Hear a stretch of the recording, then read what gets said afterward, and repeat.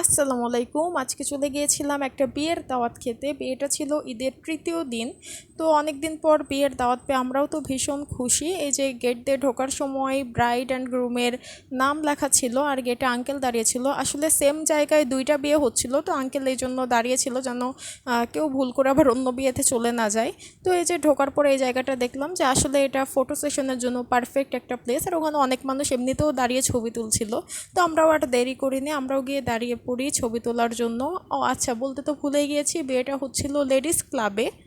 তো আমরা ছবি তোলা শেষ করার কিছুক্ষণ পরে দেখলাম ব্রাইড অ্যান্ড গ্রুম চলে এসেছে ফটো সেশন করার জন্য। দাঁড়িয়ে দাঁড়িয়ে আমরা আবার দেখছিলাম ছবি তোলা। দুজনকে খুবই সুন্দর লাগছিল মাশাল্লাহ। তো এরপর আমরা ভেতরে চলে আসি। এটা ছিল টোটাল ডেকোরেশন, খুবই সুন্দর ছিল। যদিও কার্ডে দেওয়া ছিল যে 7টা থেকে প্রোগ্রাম শুরু, 10টা পর্যন্ত হবে, বাট আমরা তো গিয়েছিলামই 7:30টার দিকে। বাট তখনও দেখলাম যে সবাই আর কি এসে পৌঁছায়নি। আর কুরবানির ঈদে তো মানুষ ঈদ করার পরে বাড়িতে যায়, আর যেহেতু বিয়েটা ঈদের তৃতীয় দিন ছিল তো এই জন্য লোক সংখ্যা তুলনামূলক আর কি কম ছিল, যেটা এক্সপেক্ট করা হয়েছিল সেটা ছিল না। তো এই যে আমরা ঘুরে ঘুরে দেখছিলাম, পুরোটাই ফাঁকা ছিল তখন বলতে গেলে।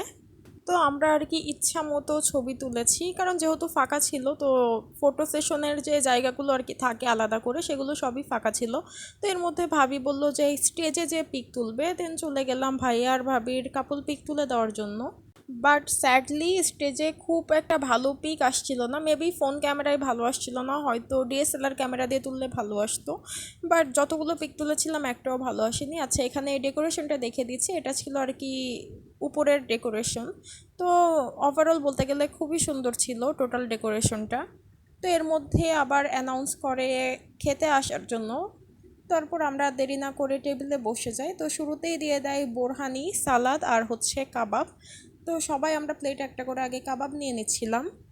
আমাদের সবার আবার কাবাব খুবই পছন্দের, তো আমরা কাবাব খাওয়া শুরু করে দিই। তো এর মধ্যে মুরগির রোস্ট আর হচ্ছে কাচ্চি দেয়, কাচ্চির সাথে একটা চাটনিও দিয়েছিল। কিসের চাটনি এটা জানি না, কিন্তু চাটনিটা খুবই মজার ছিল। এই চাটনি দিয়েই মনে হয় যে খেতে পেরেছি। আসলে ঈদের পর তো সবাই কম বেশি মাংস খায়, তো এই জন্য আর কি মাংসের প্রতি আর অতটা টান থাকে না, বাট চাটনিটা খুবই মজার ছিল আর কি। আর সব কিছু এত গরম ছিল যে হাত দিয়ে ধরাই যাচ্ছিল না। আমি তো বহু কষ্ট অল্প একটু মাংস ছিঁড়েছি, কারণ প্রচুর গরম ছিল। তো এর মধ্যে আবার দেখলাম যে টেবিলে জর্দা ভাত দিয়ে দিয়েছে, আর আমি এদিকে প্লেটে যা নিয়েছিলাম সেটা এখনও শেষ করতে পারিনি। বাট যাই হোক, খাবার তো অপচয় করা যাবে না, খেয়ে শেষ করেছি। রান্না মজার ছিল, কিন্তু কেন জানি শেষ করতে পারছিলাম না আসলে। তো জর্দা ভাত আমি কখনো খাই না, মানে ভালো লাগে না আমার কাছে, মিষ্টি এজন্য। তো দেখলাম যে সবাই নিচ্ছে টেবিলে, দেন ভাবিকে বললাম যে আমাকেও এক চামচ দাও, খেয়ে দেখি যে কেমন লাগে। বাট সারপ্রাইজিংলি খুবই মজার ছিল। আর উপরের রাবড়িটার জন্য আরও বেশি মজা লেগেছে আমার কাছে। তো যাই হোক, খাওয়া দাওয়া কমপ্লিট করে আমরা হাত ধুতে চলে যাই। আসলে আমাদের প্ল্যান ছিল যে এখান থেকে বের হয়ে এরপর একটু নির্ঝরে যাওয়ার। নির্ঝর তো এটার পাশেই, তো যেহেতু বেশি সময় লাগবে না, তো এই জন্য ওইখানে যে একটু ছবি তুলবো এই জন্য আর কি। তো এখানে এক হাত দিয়ে টিস্যু ছিঁড়তে বেশি স্ট্রাগলই করতে হচ্ছিল। তো যাই হোক, আপু হেল্প করেছে। দেন এরপর বের হয়ে আসার পরে এই যে এই জায়গাটা ছিল আর কি ফটো সেশনের জন্য আর কি, এখানে সবাই ছবি তুলছিল, এখানে ব্রাইড রুমও ফটো সেশন করেছে। তো এরপর আমরা এখন বের হয়ে যাচ্ছিলাম। তো এদিকে আবার সবার কাছ থেকে বিদায়ও নিয়ে নিয়েছি। তো এখন ফাইনালি আমরা বের হয়ে যাচ্ছি। নির্ঝর অফ করে দেয় 10টার সময়, আর আমরা যখন বের হচ্ছি তখন বাজে 9টা 35। তো আমাদের কাছে আধা ঘন্টারও কম টাইম ছিল, এর ভিতরে আর কি যেয়ে আবার রিটার্ন আসতে হবে। খালি পায়ে কেন? তো জুতা কই? জুতা ধরতে আসছো? হ্যাঁ, জোর করে তুমি নিতে চাইছো, নিতে চাইনি আমি। বলতেছো না কেন? তো এখন যেহেতু প্রায় 10টার কাছাকাছি, তো ভিতরে ফাঁকাই ছিল, তেমন কেউ ছিল না আর কি, আমরা ছাড়া। আমরাই শুধু হাঁটছিলাম, আর কেউ ছিল না। তো এখানে মেইনলি লাইট চলে, যেটা আর কি মেইন অ্যাট্রাকশন। তো অনেক সুন্দর লাগে, বাট বিদ্যুৎ সাশ্রয়ের জন্য সব লাইটিংস অফ করে রেখেছিল। তো হিল পরে ভাবি হাঁটতে পারছিল না, এই জন্য জুতা খুলে হাঁটছিল। তো এর মধ্যে ভাবির পায়ে আবার পিঁপড়া কামড়ানো শুরু করে। করো আবার। রেডি 1 2 3। পায়ে পিঁপড়া, তো এখন কি করবে?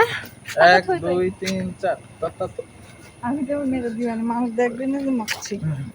মারো, পাতা থই থই বলে মারো। দেখিয়ে দাও। তো এখানে ভাইয়া বলছিল যে পায়ে যেহেতু পিঁপড়া তাহলে এখন তাতা থই থই করে নাচো আর কি করবা। তো এই জন্য ভাবি আবার রেগে যাচ্ছিল। তো আমরা আবার সবাই হাসছিলাম এইটা নিয়ে যে এখন তাতা থই থই করে নাচবে। তো যাই হোক, এরপরে আমি আবার আপুর কতগুলো পিকচার তুলে দিচ্ছিলাম। তো অল্প লাইট ভেবেছিলাম পিকচার ভালো আসবে না, বাট ভালোই আসছিল। আর এদিকে ভাবিকে দেখলাম যে পিঁপড়ার কামড়ে অবস্থা খারাপ। আমি যে ভিডিও করছি ভাবি প্রথমে খেয়াল করেনি। ক্লিপ রাখছে। ঘোরাঘুরি শেষ করার পর এখন বাসায় চলে যাচ্ছি। তো অলরেডি 10টা 5 বেজে গিয়েছে, আর এখানে থাকা যাবে না আর কি। তো এই জন্য আমরা তাড়াতাড়ি চলে যাচ্ছি এখন। তো রাস্তা পুরোপুরি ফাঁকা ছিল। তো আজকের মতো ভিডিও এখানেই শেষ করছি। See you guys in my next video. Till then stay tuned, bye by.